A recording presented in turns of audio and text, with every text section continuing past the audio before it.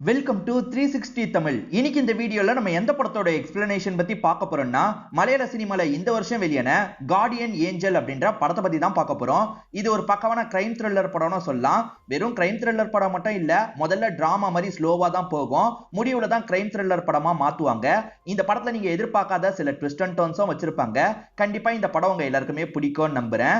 இந்த படத்தோட பிளாட்டை பத்தி சொல்லணும்னு வச்சுக்கோங்களேன்.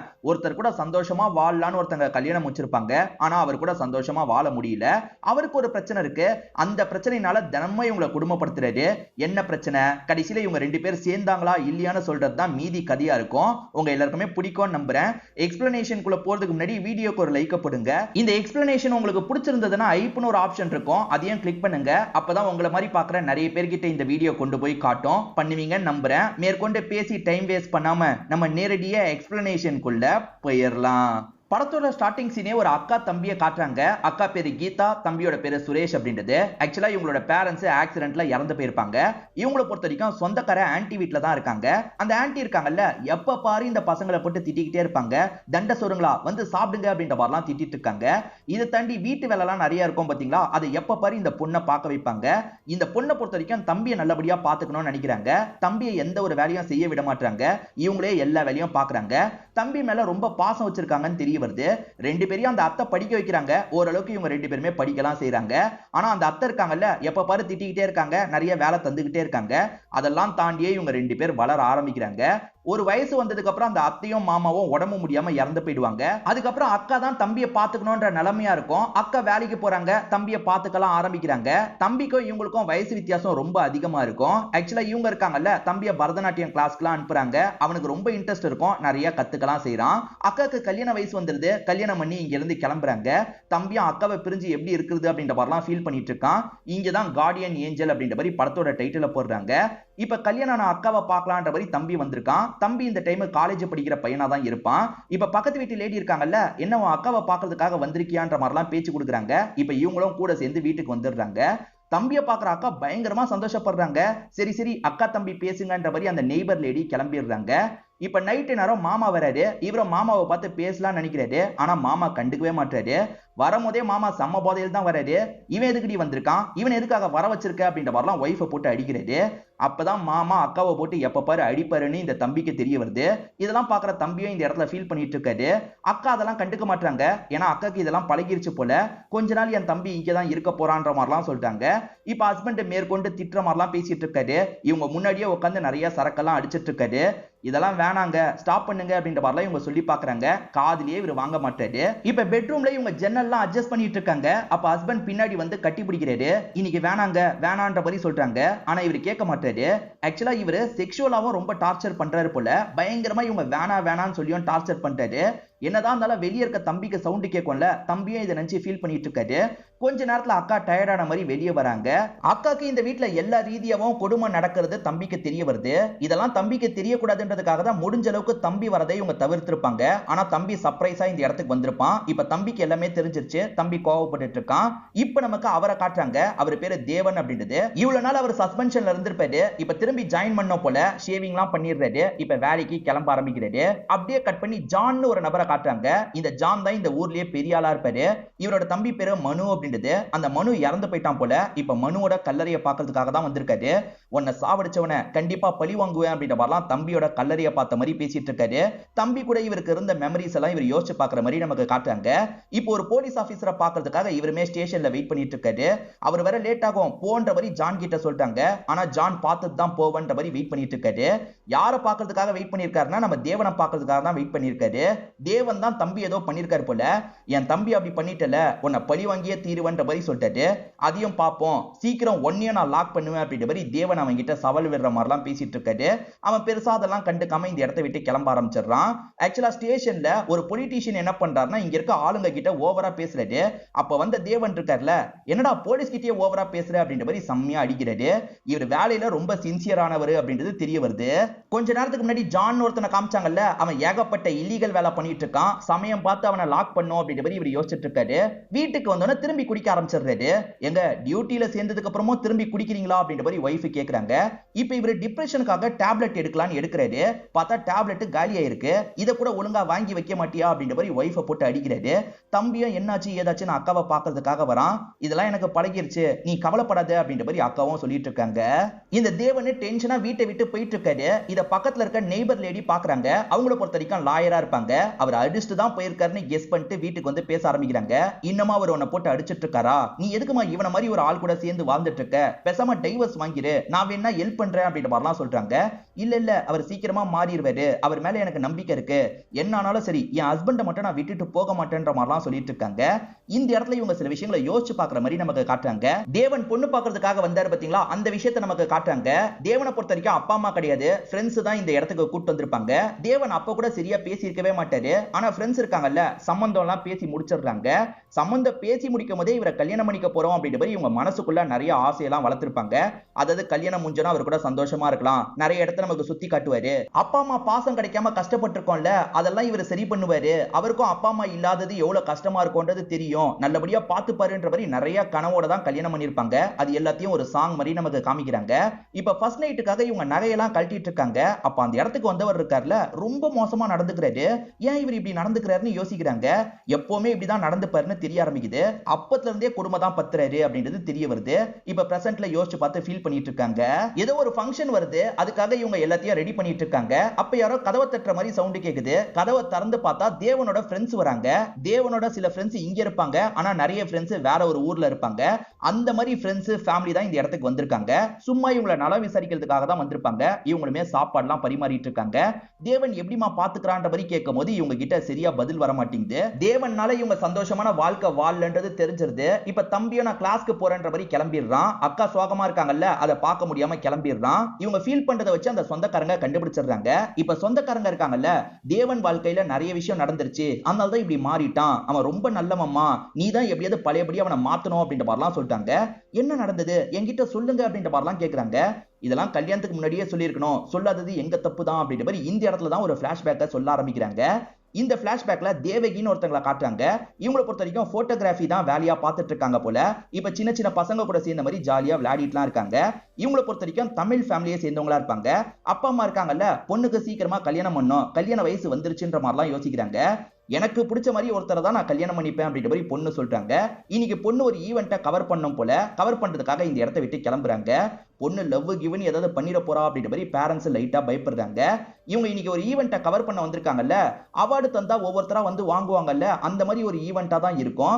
இந்த ஈவெண்ட்ல நம்ம ஹீரோ வந்து அவார்டு வாங்குற மாதிரி பிளான் இருக்கும், அதாவது தேவன் அவார்டு வாங்குற மாதிரி பிளான் இருக்கும். இப்ப தேவன் பேரை சொல்லி கூப்பிடுறாங்க. இவரும் அந்த இடத்துக்கு வந்து அவார்டு வாங்குறாரு.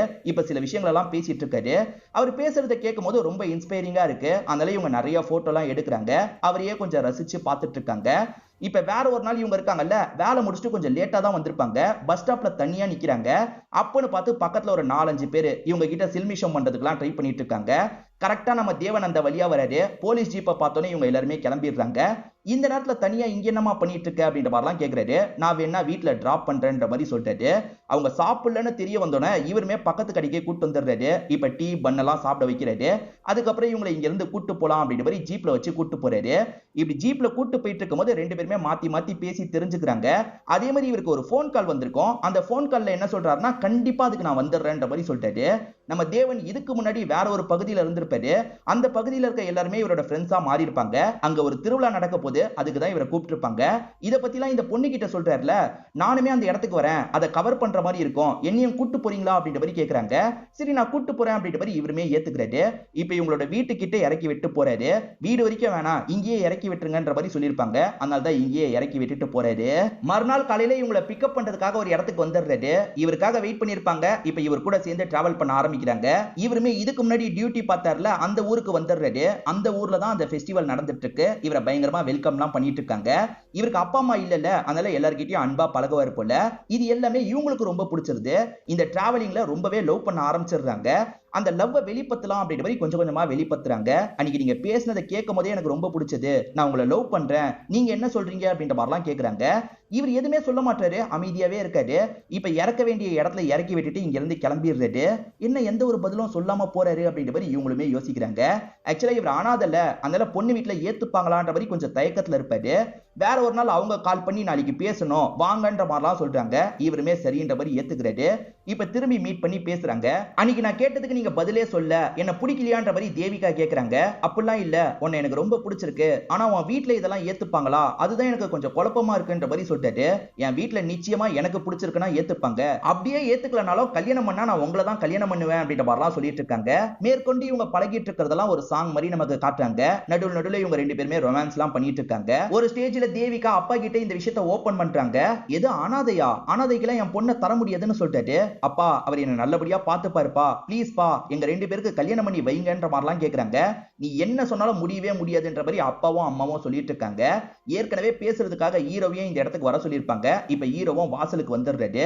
இப்ப வாசலுக்கு வந்திருக்க ஹீரோவை போட்டு பயங்கரமா திட்டிட்டு இருக்காங்க. ஒரு அனாதைக்கெல்லாம் பொண்ணை தர முடியாதுன்னு சொல்லிட்டாங்க. இவரும் சோகமா கிளம்பி போயிடுறாரு. நம்ம ஹீரோ கூடயே போயிடலான்ற மாதிரி இவங்க ஒரு முடிவு எடுத்துடுறாங்க. அதாவது வீட்டை விட்டு ஓடி போயிடலாம் முடிவு எடுத்துடுறாங்க. சரி வா பாத்துக்கலாம் அப்படின்ற மாதிரி தேவனும் இங்க இருந்து கூட்டு போறாரு. தேவனை பொறுத்த வரைக்கும் ஏகப்பட்ட ஃப்ரெண்ட்ஸ் இருக்காங்க பாத்தீங்களா, அந்த ஃப்ரெண்ட்ஸ் எல்லாருக்குமே கல்யாணம் ஆயிருக்கும். இப்ப அந்த மாதிரி ஒரு ஃபேமிலிக்கு தான் இவர் கூட்டு வந்திருக்காரு. கொஞ்ச நாள் மட்டும் இங்க வச்சு பாத்துக்கோங்க, நாங்க ரெண்டு பேருமே சீக்கிரமா கல்யாணம் பண்ணிக்க போறோம்ன்ற மாதிரிலாம் சொல்லிட்டாரு. ஃப்ரெண்ட்ஸ் இருக்காங்கல்ல, கல்யாணத்துக்கான எல்லா வேலையும் இந்த இடத்துல பண்ணிட்டு இருக்காங்க. அப்பன்னு பார்த்து இவருக்கு மேல் இடத்துல இருந்து கால் வருது. இவரை வேற ஊருக்கு மாத்தி இருக்காங்க போல, அந்த ஊர்ல ஒரு முக்கியமான கேஸ் இருக்கு, நீ அந்த இடத்துக்கு போய் உடனே ஹேண்டில் பண்ணு அப்படின்ற மாதிரி சொல்லிட்டாங்க. இவருமே இத பத்திலாம் தேவிகா கிட்ட சொல்லிட்டாரு. அந்த கேஸ் எல்லாம் முடியட்டும், அதுக்கப்புறம் நம்ம கல்யாணத்தை வச்சுக்கலாம்ன்ற மாதிரி சொல்லிட்டாரு. வேற வழி இல்லாம இவங்களும் சரின்ற மாதிரிலாம் ஏத்துக்கிறாங்க. இவருமே அந்த ஊருக்கு உடனே கிளம்பணும் அப்படின்ற மாதிரி கிளம்ப ஆரம்பிக்கிறாரு. ஆக்சுவலா அந்த ஊர்ல கள்ளச்சாராயம் குடிச்சு நிறைய பேர் இறந்து போயிருக்காங்க போல. மக்கள் நிறைய பேர் கொதிப்புல இருக்காங்க. அந்த கடையை மூடணும், அந்த கடையை மூடணும்ன்ற மாதிரிலாம் பிரச்சனை பண்ணிட்டு இருக்காங்க. இங்க இருக்க போலீஸுங்க கிட்ட கேட்டு இவருமே டீடைலா அந்த பிரச்சனையை பத்தி தெரிஞ்சுக்கிறாரு. ஆக்சுவலா இங்க இருக்க ஜான் ஒருத்தனோட தம்பி தான் அந்த விஷயத்தை பண்ணிட்டு இருக்கான் போல. இப்ப பாதிக்கப்பட்ட ஒரு ஃபேமிலி வந்துடுறாங்க. என் பையன் பாதிக்கப்பட்டுட்டான், என் ஹஸ்பண்ட் பாதிக்கப்பட்டுட்டாரு, இதுக்கப்புறம் யாரும் பாதிக்கப்படக்கூடாது, நீங்க ஏதாவது பண்ணுங்க சார், இதுக்கு முன்னாடி இருந்தவர் எதுவுமே பண்ணல அப்படின்ற மாதிரிலாம் புலம்பிட்டு இருக்காங்க. நம்ம எப்படியாவது இந்த விஷயத்தை சால்வ் பண்ணி வைக்கணும், அந்த கடையை லாக் பண்ணுன்ற மாதிரி இவருமே மனுன்றவனை பாக்குறதுக்காக வந்துடுறாரு. என் அண்ணனை பத்தி தெரியுமா, என் அண்ணனை பத்தி தெரிஞ்சு என்கிட்ட மோதுன்ற மாதிரிலாம் தெனாவட்டா பேசிட்டு இருக்கான். உன் அண்ணன் எவ்வளவு பெரிய இவனா வேணா இருக்கட்டும், முதல்ல நடடா அப்படின்ற மாதிரி இவர் அடிக்கிறாரு. இப்ப அடிச்சு அவனை லாக் பண்ணிட்டாரு. ஆளுங்களா தடுக்கிறதுக்கு ட்ரை பண்ணுவாங்க, அதை மீறியும் இந்த மனுவை லாக் பண்ணி இவர் கூட்டு போறாரு. போயிட்டு இருக்கும் போதே அந்த மனு என்ன பண்றானா, சட்டுன்னு இறங்கி இங்க இருந்து ஓட ஆரம்பிக்கிறான். டே நில்டா நில்டான்ற மாதிரி இவங்க பின்னாடியே துரத்திட்டு வந்துட்டு இருக்காங்க. அவன் வேகமா ஓடும் போது குறுக்க ஒரு வண்டி வந்திருக்கும், அவனை அடிச்சு தூக்கிடுது. என்னாச்சு ஏதாச்சுன்ற மாதிரி விழுந்து கிடக்குற அவனை செக் பண்றாங்க. பார்த்தா அவனோட உயிர் போயிருக்கும். ஜான் என் தம்பியை கொன்ன உன்னை விட மாட்டேன்ற மாதிரிலாம் சொன்னாரு பாத்தீங்களா. இப்படிதான் அந்த தம்பி இறந்து போனான்றது நமக்கு தெரிய வருது. சோ சில ப்ராப்ளத்தை எல்லாம் ஹீரோ ஃபேஸ் பண்றாரு. ப்ராப்ளத்தை ஃபேஸ் பண்ற இந்த டைம்ல கல்யாணம் எல்லாம் வேணான்ற மாதிரி சொல்லிட்டாரு. ஹீரோயின் இவரை பாக்குறதுக்காக ஊருக்கு வந்திருப்பாங்க. அப்பதான் ஹீரோயின் கிட்ட இந்த விஷயத்த சொல்லிட்டாரு. நீ ஃப்ரெண்டு வீட்லயே இரு, நான் கொஞ்ச நாள்ல எல்லாத்தையும் முடிச்சுட்டு வரேன், நம்ம ரெண்டு பேர் கல்யாணம் பண்ணிக்கலாம் அப்படின்ற மாதிரிலாம் சொல்லிட்டாரு. இப்ப வேற ஒரு பிரச்சனையிலேயே இவர் மாற்றாரு. மாலினின்ற ஒரு பொண்ணு கிட்ட எல்லை மீறி இவர் நடந்திருக்காருன்ற மாதிரி அந்த பொண்ணு ஸ்டேட்மெண்ட் எல்லாம் கொடுத்திருப்பாங்க. அந்த பொண்ணு பொய்யா தான் ஸ்டேட்மெண்ட் தந்திருக்கா, அந்த ஜான் சொல்லி தான் தந்திருக்கா அப்படின்றது இவருக்கு தெளிவா புரியுது. நம்ம ஹீரோ இந்த டென்ஷன்ல இருக்கும்போது ஃப்ரெண்டு பேசுறதுக்காக வராரு. டேய் இப்போ உனக்கு லீவ் மாதிரி தானே இருக்கு, இந்த சமயமே கல்யாணம் பண்ணிக்கோ, நீ வெயிட் பண்ணாதடா, கல்யாணத்தை தள்ளி போடாதடா அப்படின்ற மாதிரிலாம் சொல்லிட்டாரு. சரி பேசாம கல்யாணம் பண்ணிக்கலாம், அதுக்கப்புறம் வரத பாத்துக்கலாம் அப்படின்ற மாதிரிலாம் இவர் யோசிக்கிறாரு. இப்ப கல்யாணத்துக்கான ஏற்பாடெல்லாம் ஃப்ரெண்ட் இந்த இடத்துல பண்ணிட்டு இருக்காரு. அதே மாதிரி அவங்களுக்கும் கால் பண்ணி கிளம்பி வந்துருன்ற மாதிரி சொல்லியிருப்பாரு. அவங்க வந்து இன்ஃபார்ம் பண்ணாம இருக்காங்க. என்ன இன்ஃபர்மேஷனே தரலன்னு நினைக்கும் போது ஒரு அசிஸ்டன்ட் போலீஸ் ஒரு தகவலை சொல்லிட்டாரு. அது என்னன்னா வந்து அவங்களுக்கு ஒரு பிரச்சனை ஏற்பட்டிருக்கிறதா சொல்லிட்டாரு.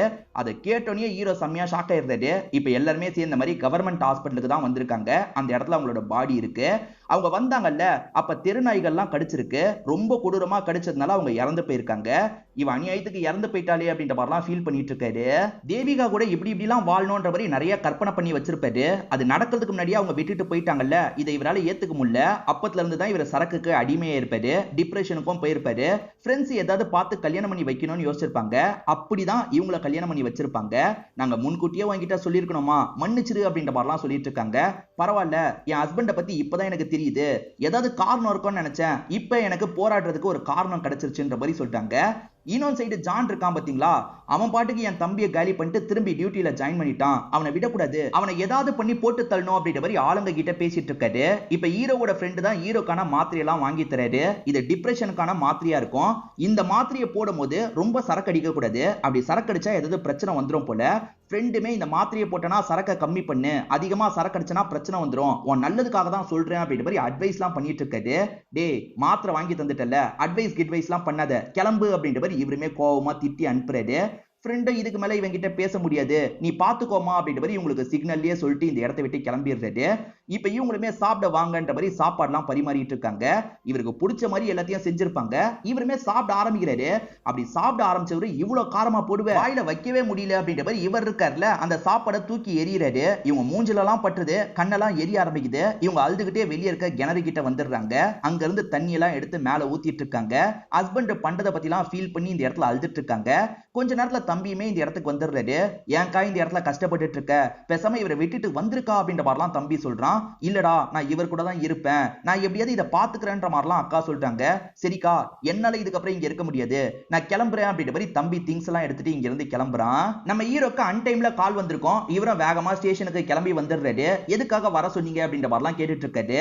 ஆக்சுவலா இவருக்கு எதிராக ஒரு பொண்ணு கேஸ் மாதிரி கொடுத்தாங்கல்ல, அந்த பொண்ணு பேரு மாலினின்னு சொல்லியிருப்பேன். அந்த பொண்ணு தான் அழுதுகிட்டே உட்காந்துட்டு இருக்காங்க. இவன் என்ன பண்றா அப்படின்ற மாதிரிலாம் இவர் கேட்கிறாரு. அந்த பொண்ணு சில விஷயங்களை சொல்ல ஆரம்பிக்கிறாங்க.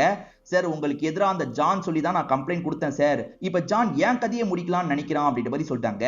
ஏன்னா இவங்க என்னைக்காவது சொல்லி தொலைச்சிட்டா ஜானுக்கு பிரச்சனை வர வாய்ப்பு இருக்குல்ல, அதனால கதையை முடிக்கலாம்ன்ற மாதிரி யோசிச்சிருப்பான். அங்க இருந்து தப்பிச்சு தான் சார் வந்திருக்கேன், ஹெல்ப் பண்ணுங்கன்ற மாதிரிலாம் கேட்கறாங்க. என்ன மாட்டி விட்டல, உனக்கு நான் எதுக்கு ஹெல்ப் பண்ணணும், ஹெல்ப்லாம் பண்ண முடியாது, கிளம்பு அப்படின்ற மாதிரி பேசிட்டு இவரும் இங்க இருந்து கிளம்ப போறாரு. அப்ப ஆளுங்க இருக்காங்கல்ல, சார் வேற ஒரு விஷயமோ இவர் சொன்னா சார், அதை கேளுங்க, அது ரொம்ப முக்கியமான விஷயம்ன்ற மாதிரி இவங்க அந்த விஷயத்தை பத்தி சொல்ல ஆரம்பிக்கிறாங்க. தேவிகாவை நாய் கடிச்சிருச்சுன்னு சொன்னாங்க பாத்தீங்களா, அதுல ஒரு ட்விஸ்ட் இருக்கும், அதை இப்பதான் ரிவீல் பண்றாங்க. தேவிகா இவரை பாக்குறதுக்காக வந்துட்டு இருக்காங்க. வழியில ஜான் ஆளுங்க இந்த தேவிகாவை கவனிச்சிடுறாங்க. இவ தான் கல்யாணம் பண்ணிக்க போறான்றது இந்த ஜான் ஆளுக்கு நல்லா தெரியுது. அதனால ஜான் ஆளுங்க மடக்கி பிரச்சனை எல்லாம் பண்ணிட்டு இருக்காங்க. ஆக்சுவலா இவங்க கிட்ட 2-3 நாய் இருக்கும். அந்த நாயை வச்சு கடிக்க விட்டுலாம் அப்படின்ற மாதிரி யோசிச்சிருப்பாங்க. அந்த நாயை பார்த்து இவங்க பயந்துலாம் ஓடி இருப்பாங்க. நாய் தான் கடிச்சு சாவடிச்சிருக்கும். இப்போ அந்த கேங்க சேர்ந்தவங்க எங்க இருக்காங்க அப்படின்ற மாதிரிலாம் இந்த மாலினி கிட்ட கேட்டுக்கிறாரு. இப்ப நேரா அந்த இடத்துக்கு வந்துடுறாரு. அங்க இருக்க எல்லாருமே சரக்க தான் அடிச்சிட்டு இருக்காங்க.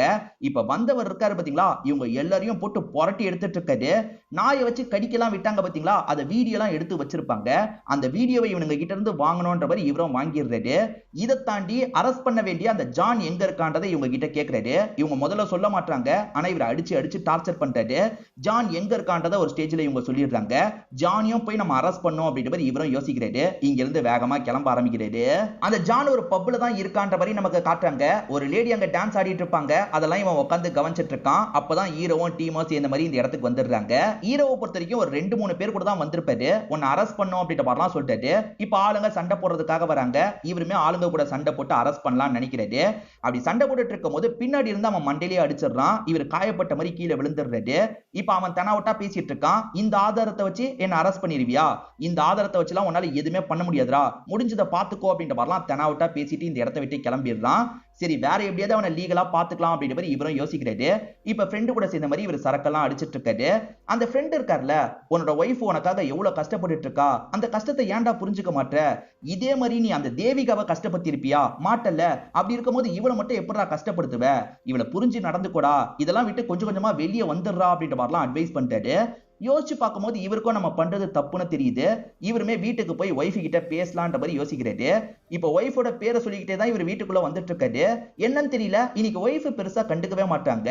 அதாவது ஒய்ஃப் இவரை விட்டு பிடிக்கலாம், இவர்கிட்ட பேசாம இருக்கலாம்னு முடிவு எடுத்திருக்காங்க போல. இவர் கூப்பிட கண்டுக்காம போயிட்டு இருக்காங்க. இவன் என்ன கண்டுக்க மாட்டா அப்படின்ற மாதிரி திரும்பி இவர் சரக்கெல்லாம் அடிக்கிறாரு. இப்ப பெட்ரூம்க்கு வந்தவர் திரும்பி ஒய்ஃபை கூப்பிடுறாரு. ஒய்ஃப் கண்டுக்காமே இருக்காங்க. உனக்கு என்னதான் பிரச்சனைன்ற மாதிரிலாம் கேட்கிறாரு. அப்பயே இவங்க எதுவுமே பேசாம கண்டுக்காம போயிட்டு இருக்காங்க.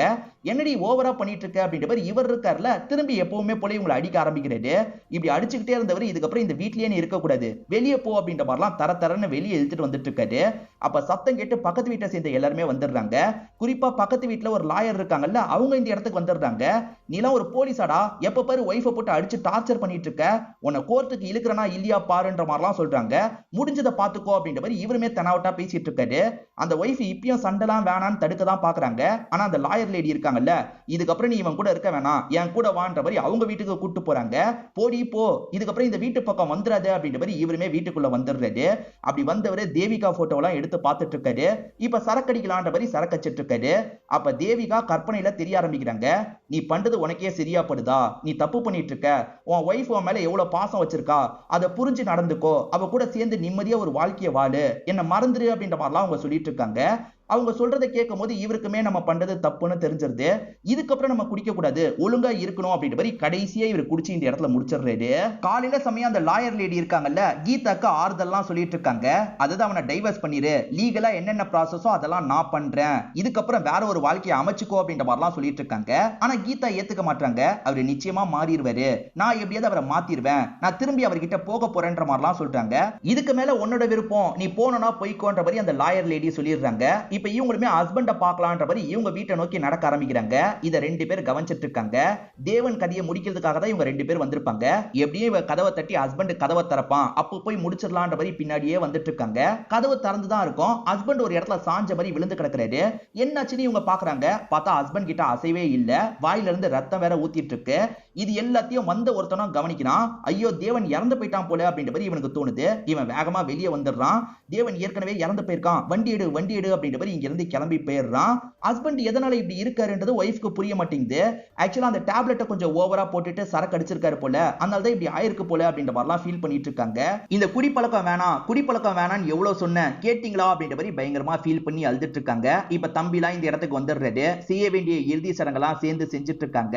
ஹஸ்பண்ட் இறந்து போனதை இவங்களால ஏத்துக்கவே முடியல. இவங்க பயங்கர டிப்ரெஷனுக்கு போயிடுறாங்க. இவங்களே காயப்படுத்துற மாதிரிலாம் பண்ணிட்டு இருக்காங்க. இத பாக்குற தம்பி ரொம்ப பயப்படுறான். அந்த பக்கத்து வீட்டு அக்கா கிட்ட ஹெல்ப் கேட்கறான். அந்த அக்கா தான் இந்த இடத்துக்கு வந்து கண்ட்ரோல்லாம் பண்ணிட்டு இருக்காங்க. வேணாம் நிறுத்துன்ற மாதிரிலாம் கஷ்டப்பட்டு கண்ட்ரோல் பண்ணிட்டு இருக்காங்க. இதுக்கப்புறமா இவங்க தனியா இருந்தா ஏதாவது பண்ணிப்பாங்க அப்படின்றது இந்த லாயர் லேடிக்கு தெரியுது. இந்த லாயர் லேடி இருக்காங்கல்ல, ஒரு குரு கிட்ட கூட்டு போலாம் அப்படின்ற மாதிரி யோகா சென்டர் மாதிரி இருக்க ஒரு இடத்துக்கு கூட்டு வந்துடுறாங்க. இந்த மாதிரி உங்களுக்கு பிரச்சனை இருக்கு, நீங்க தான் மாத்தணும் அப்படின்ற மாதிரிலாம் சொல்லிட்டாங்க. அங்க இருக்கவங்களும் சரி நாங்க பாத்துக்கிறோம் அப்படின்ற மாதிரி ட்ரைனிங்லாம் கொடுக்க ஆரம்பிக்கிறாங்க. அதாவது மனசை அமைதியாக்குறதுக்கு நிறைய ட்ரைனிங்லாம் கொடுக்குறாங்க. இந்த ட்ரைனிங் எடுக்க எடுக்க இவங்க கொஞ்சம் பெட்டரா ஃபீல் பண்ண ஆரம்பிக்கிறாங்க. அதே மாதிரி ஹஸ்பண்ட் போலீஸா இருக்கும் போது இறந்து போயிருக்காருல, அதனால இவங்களுக்கு அந்த வேலை கிடைக்குது. இவங்களுமே சரி ஓகேன்ற மாதிரி அந்த வேலையை எடுத்துக்கிறாங்க. அந்த வேலையில செய்ய வேண்டிய விஷயத்தெல்லாம் கரெக்டா இவங்க செஞ்சுட்டு இருக்காங்க. இப்ப வேலைக்காக இவங்க போயிட்டு இருக்காங்க. அப்ப எதிர ஒருத்தரோட கார் வந்துட்டு இருக்கு. நிறுத்தி அவன் பேச ஆரம்பிக்கிறான். எதிர வந்தது யாருன்னு பாத்தீங்கன்னா ஜான் தான். ஜான் கொஞ்சம் நக்கலா பேசிட்டு இருக்கான். ஹஸ்பண்ட் இவன் தான் ஏதாவது பண்ணனா என்னன்னு தெரியல. ஓஹோ ஹஸ்பண்ட் இறந்து போனதுனால நீங்க இப்ப டியூட்டில ஜாயின் பண்ணிட்டீங்களா? உங்க ஹஸ்பண்ட் என்ன மாட்ட வைக்கணும்னு துடியா துடிச்சிட்டு இருந்தாரு. பாவம் சீக்கிரமா போய் சேர்ந்துட்டாரு. நீங்களாவது எனக்கு ஏத்த மாதிரி நடந்துக்கோங்க, அப்படி இல்லைன்னு வச்சுக்கோங்களேன் உங்க உயிரும் போயிடும் அப்படின்ற மாதிரிலாம் மிரட்டிட்டு இந்த இடத்தை விட்டு கிளம்புறான். இவங்களுமே இவனுக்கு எதிராக நிறைய ஆதாரத்தெல்லாம் திரட்டிட்டு இருக்காங்க போல. சீக்கிரமா இவனை அரெஸ்ட் பண்ணும் அப்படின்ற மாதிரிலாம் யோசிக்கிறாங்க. ஏன்னா ஹஸ்பண்ட் நிறைய கலெக்ட் பண்ணி வச்சிருப்பாரு பாத்தீங்களா, அது கூட சேர்ந்து இவங்களுமே நிறைய கலெக்ட்லாம் பண்ணிட்டு இருக்காங்க. இதை தாண்டி கபோர்டை ஓபன் பண்ணி ஹஸ்பண்டோட யூனிஃபார்மை பாக்குறாங்க. பயங்கரமா ஃபீல் பண்ணிட்டு இருக்காங்க. காரியம்ன்ற மாதிரி சொல்லுவாங்க பாத்தீங்களா, அந்த மாதிரி காரியம் வந்துருது போல. அதை செய்யறதுக்காக இவங்க தம்பி கூட வந்திருக்காங்க. இப்ப கூட ஹஸ்பண்ட நினைச்சு பயங்கரமா ஃபீல்லாம் பண்றாங்க. இப்ப செய்ய வேண்டிய எல்லாத்தையும் செஞ்சுட்டு இங்க இருந்து கிளம்புறாங்க. தம்பியை பொறுத்த வரைக்கும் பரதநாட்டியம் நல்லா ஆடுவான்னு சொன்ன பாத்தீங்களா, அவன் ஒரு இடத்துல பர்ஃபார்ம் பண்ண போறான் போல. அக்காவை வர சொல்லியிருப்பான், அக்கா வந்துடுறாங்க. அதே மாதிரி சீஃப் கெஸ்ட் மாதிரி பக்ருன்றவர் வந்திருக்காரு. அது படத்துல எல்லாம் நடிச்சிருக்காருல, அந்த ஆக்டர் இந்த இடத்துக்கு வந்திருக்காரு. இப்ப தம்பி இருக்கான் பாத்தீங்களா, பர்ஃபார்மன்ஸை தரான். அந்த பர்ஃபார்மன்ஸ்ல நிறைய விஷயத்த கொண்டு வர மாதிரி இருக்கும். அதெல்லாம் இவன் பண்ணிட்டு இருக்கும் போது இவன் மைண்டுக்குள்ள நிறைய ஓடுது. அக்காவை மாமா டார்ச்சர் பண்ணிக்கிட்டே இருந்தாரு பாத்தீங்களா, அதெல்லாம் ஓடிட்டு இருக்கு. அதுக்காக மாமாவை ஏதாவது பண்ணணும் அப்படின்ற மாதிரி இவன் யோசிச்சிருக்கான். ஏதோ இவன் பண்ணிருக்கான் போல, அது எல்லாம் இவன் மைண்டுக்குள்ள ஓடிட்டு இருக்கு. நம்ம இத பத்தி அக்கா கிட்ட சொல்லாம இருக்குமே, அக்கா ஃபீலிங்லயே இருக்காளே, அக்கா கிட்ட இந்த விஷயத்தெல்லாம் சொல்லிரணும் அப்படின்ற மாதிரி இவன் யோசிக்கிறான். இப்ப பர்ஃபார்மன்ஸை முடிக்கும் போது இவன் கீழே விழுந்துடுறான். அங்க இருக்க ஒருத்தங்க என்னாச்சு ஏதாச்சுன்னு கேக்குறாங்க. அதெல்லாம் ஒண்ணே இல்லை அப்படின்ற மாதிரி இவனும் அங்க இருந்து கிளம்பிடுறான். அக்கா உன்கிட்ட பேசணும் அப்படின்ற மாதிரி வேகமா இவங்களை தள்ளி கூட்டு வந்துடுறான். என்னாச்சு அப்படின்ற மாதிரி அக்கா கேக்குறாங்க. அக்கா என் மைண்டுக்குள்ள இதுதான் ஓடிட்டு இருக்கு, உன்கிட்ட சொல்லாம இருக்கிறது சரியா இருக்காது, உன்கிட்ட நான் பண்ண விஷயத்த சொல்லிடுறேன் அப்படின்ற மாதிரி சொல்ல ஆரம்பிக்கிறான். மாமா ஒன்னு அடிச்சுக்கிட்டே இருந்தார்ல, அதை பாக்குற எனக்கு ரொம்ப கஷ்டமா இருந்தது, அதனால மாமாவை சாவடிச்சதே நான் தான்ற மாதிரி சொல்றான். ஆக்சுவலா அந்த டேப்லெட்டை அதிகமா எடுக்க கூடாதுன்ற மாதிரி ஃப்ரெண்டு சொன்னார்ல, அன்னைக்கு நைட்டு அந்த வீட்டுக்கு வந்திருப்பான். அவர் குடிக்கிறதுக்காக வச்சிருக்காரு பாத்தீங்களா, அதுல நிறைய டேப்லெட்டை கலந்துடலாம். அவர் குடிக்கும் போது அதோட தாக்கத்தினால இறந்து போயிடுவாருன்ற மாதிரி பிளான் பண்ணி தான் இவன் கலந்திருப்பான். சைலண்டா அங்க இருந்து கிளம்பியிருப்பான். அதை குடிச்சுதான் இறந்து போனாரு அப்படின்ற மாதிரிலாம் இந்த பையன் சொல்றான். நீ தான் பண்ணன்றது எனக்கு தெரியும்ன்ற மாதிரி அக்கா சொல்றாங்க. என்னக்கா சொல்ற அப்படின்ற மாதிரி தம்பி ஷாக்கிங்கா கேக்குறான். இப்ப அக்கா ஒரு விஷயத்தை ரிவீல் பண்ண ஆரம்பிக்கிறாங்க. அக்கா முதல்ல ஹஸ்பண்ட் இறந்தோன்னா சாதாரணமா தான் சோகமா இருந்திருப்பாங்க. துணியை காயப்படும் போது தம்பியோட பாக்கெட்ல இருந்து அந்த டேப்லெட் விழுந்திருக்கும். அந்த டேப்லெட்டை நிறைய போட்டிருக்கான். தம்பி தான் இதை பண்ணிருக்கான்னு இவங்களுக்கு தெரிஞ்சிருக்கும். இதனால தான் டிப்ரெஷனுக்குள்ள போயிருப்பாங்க. இப்ப அந்த டிப்ரெஷன் எல்லாம் விட்டு வெளியே வந்துடுறாங்க. பிரசன்ட்ல தம்பி கிட்ட என்ன சொல்றாங்கன்னா, எனக்காக நீ பண்ணிட்ட, பண்ணது தப்பாவே இருந்தாலும் அதை யோசிச்சுக்கிட்டே இருக்க முடியாது, அதை விட்டு நீ வெளியே வா, அப்பதான் உனக்கும் நிம்மதி கிடைக்கும். நடந்தது நடந்துருச்சு, இதுக்கப்புறம் நடக்க போற விஷயத்தை பத்தி யோசிப்போம், அடுத்து உன்னதான் கூப்பிடுவாங்க, நீ உடனே கிளம்பு அப்படின்ற மாதிரிலாம் அக்கா அனுப்பி வைக்கிறாங்க. இப்ப அங்க இருக்கவங்களும் இவரோட பேரை சொல்லி தான் கூப்பிடுறாங்க. இவர் தான் ஜெயிச்சிருக்காரு போல. இப்ப ஜெயிச்ச இவரை பேச சொல்லி கூப்பிடுறாங்க. இந்த சுரேஷ்மே அந்த இடத்துக்கு வந்து பேச ஆரம்பிக்கிறாரு. அதாவது எல்லார் வாழ்க்கையிலயும் கார்டியன் ஏஞ்சல்னு ஒருத்தங்க இருப்பாங்க. கூட இருந்து நம்மள நல்லபடியா பாத்துப்பாங்க. என்ன பாத்துக்கிறதுக்கு அப்பா அம்மா இல்ல, என் அக்கா தான் கார்டியன் ஏஞ்சலா இருந்து பாத்துக்கிட்டா அப்படின்ற மாதிரிலாம் சொல்லிட்டாரு. சீஃப் கெஸ்டா பக்ரூன் ஒருத்தர் வந்திருக்காரு பாத்தீங்களா, அவரும் ஆமோதிக்கிற மாதிரிலாம் பேசிட்டு இருக்காரு. இந்த பையனுக்கு வாழ்த்துக்களை சொல்லிட்டாரு. இந்த பையன் இப்ப கிளம்ப போறான். மேல் படிப்புக்காக வெளியூருக்கு தான் போக போறான் போல. இப்ப அக்காவும் இந்த புக்கை படி, மனசுல இருக்க பாரம்லாம் குறையும்ன்ற மாதிரி ஒரு புக்கை தராங்க. அதாவது இவங்க ஒரு குரு கிட்ட ட்ரைனிங் எல்லாம் எடுத்தாங்க பாத்தீங்களா, அந்த குரு எழுதின புக்கா தான் இருக்கும். இந்த பையன் டிராவலிங் அப்ப படிச்சுக்கிட்டே போயிட்டு இருக்கான். இப்ப நிம்மதியா லைட்டா சிரிக்க ஆரம்பிக்கிறான். இதோடய நமக்கு இந்த படத்தோட கதையை முடிச்சிடுறாங்க. கண்டிப்பா இந்த படத்தோட கதை உங்க எல்லாருக்குமே பிடிச்சிருக்கும் நம்புறேன். இந்த வீடியோ உங்களுக்கு பிடிச்சிருந்ததுன்னா லைக் பண்ணுங்க, கமெண்ட் பண்ணுங்க, மறக்காம 360 தமிழ் சேனலை சப்ஸ்கிரைப் பண்ணுங்க. தொடர்ச்சியா இந்த மாதிரி வீடியோக்கள் வந்துகிட்டே தான் இருக்கும்.